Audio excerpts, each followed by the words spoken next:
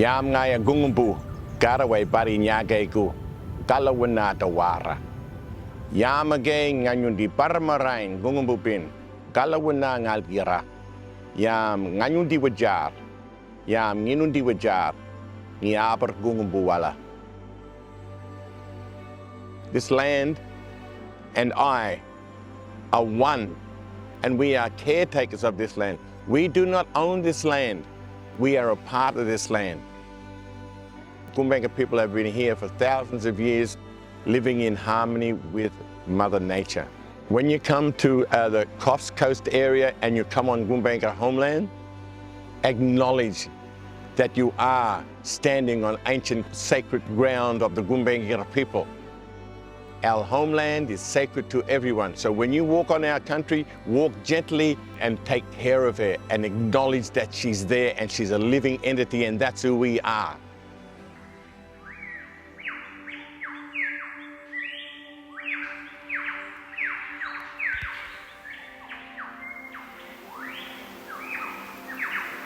We live such small lives, such short lives compared to the age of a forest like this. This forest has been around for maybe 80 million years or more. If we don't protect it for future generations, there's no second go at this. So we've got to keep this forever. It's been around for a long time. It's in our care now, it's in our stewardship. These forests have so much history and legacy. We should be proud of them.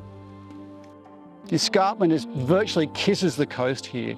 So within 5 or 10 minutes of leaving your house, you could be in some of the most pristine and ancient rainforests on the planet. The role of a rainforest like this, for a start, they hold together all the soil of the escarpment. The escarpment's 3,500 kilometres long, and it's all held together by forests, including a lot of this Gondwanan rainforest. It filters the water running through the streams so that we have clean water coming out for our drinking water and for our coastal fisheries. It produces oxygen, stores carbon out of the atmosphere. Forests like this are also known to produce clouds, which then produce rain and create shading for the local environment where we live. If we don't have people coming out of the suburbs, coming out of the cities like Coffs Harbour and visiting places like our rainforest on the escarpment, then if they don't experience the rainforest, how can they love it? And if you don't love it, how are you going to feel like you want to protect it?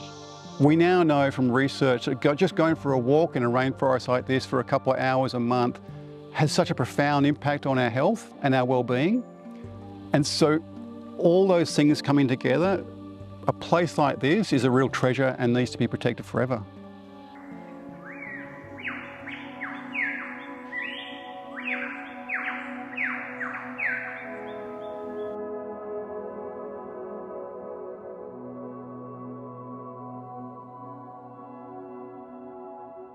Oh, we love hiking in nature. If you just look around you, we have the beautiful Urumbalin Creek.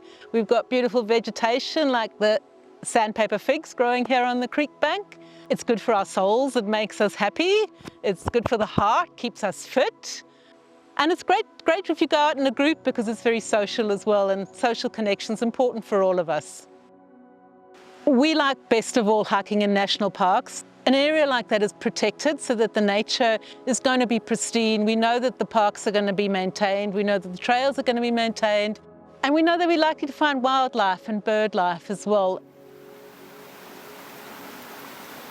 If I could give one message to hikers for our protected natural areas, I would say go outside, open your eyes and explore.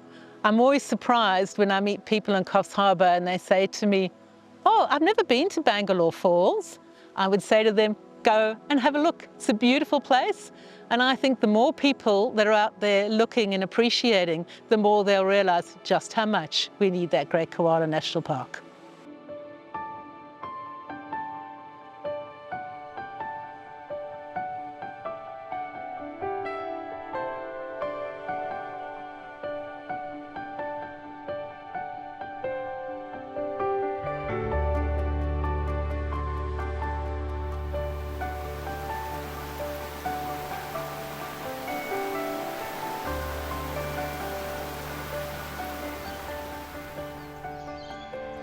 Where we are here In Bongal Bongal National Park, we're surrounded by beautiful wet sclerophyll forest.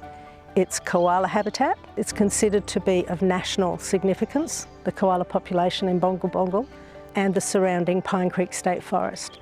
It will be the heart of the Great Koala National Park. We are very lucky in the Coffs region to have such amazing parks and reserves. And once the Great Koala National Park is created, we'll have increased recreational opportunities and increased economic benefits. And hopefully, as the forests recover, we'll see more koalas.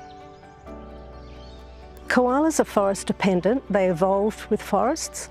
And unfortunately, forests are under an enormous amount of pressure. Urban development, logging, bushfires are all having a major impact on forests, and protecting them permanently where we know the koalas are living is a way of ensuring that that habitat remains for them to survive in and hopefully recover. Because if we don't protect the koala, they're predicted to become extinct by 2050. When we proposed the park, we were really mindful that it was important to protect the forest for the koalas, of course, and all the other values, but it was also important to make sure that we could enjoy the forests. Very much so, we want it to be a people's park, and we are mindful that there are a range of low-impact nature-based activities that can be undertaken in a park that wouldn't impact on the koalas. It's so important to protect nature and protect it permanently, and ensuring that we've got healthy ecosystems, healthy watercourses and healthy biodiversity means that everyone benefits. One of the reasons the Coffs Coast is so incredibly diverse in its forests and its songbirds and its animal life is because the escarpment is so close to the sea.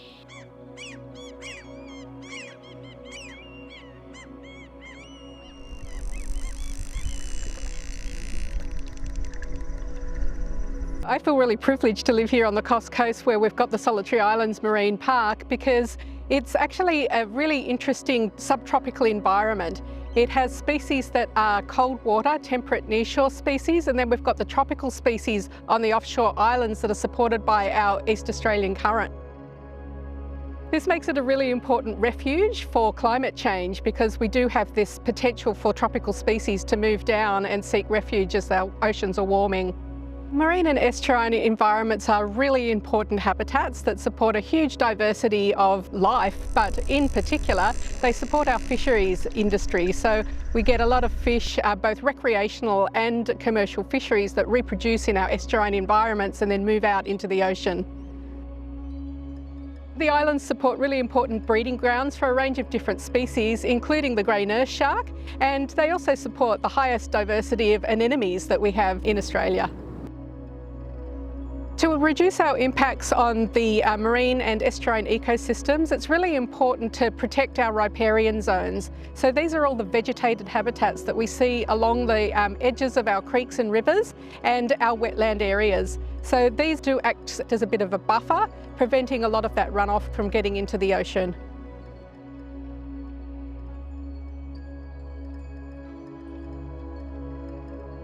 It's really important to recognise that all of our marine diversity and estuarine diversity depends on good water quality, and this is really influenced by what we do in our terrestrial systems, so across the whole catchment. So anything that we're putting onto the land can potentially run off into our estuaries, where they can impact the water quality and therefore impact the species that it's supporting. My key message to the visitors of the Coffs Coast and the Solitary Islands Marine Park is definitely to enjoy and learn from this beautiful environment, but to tread lightly and actually respect it, so that we can ensure that this beautiful ecosystem is here for future generations.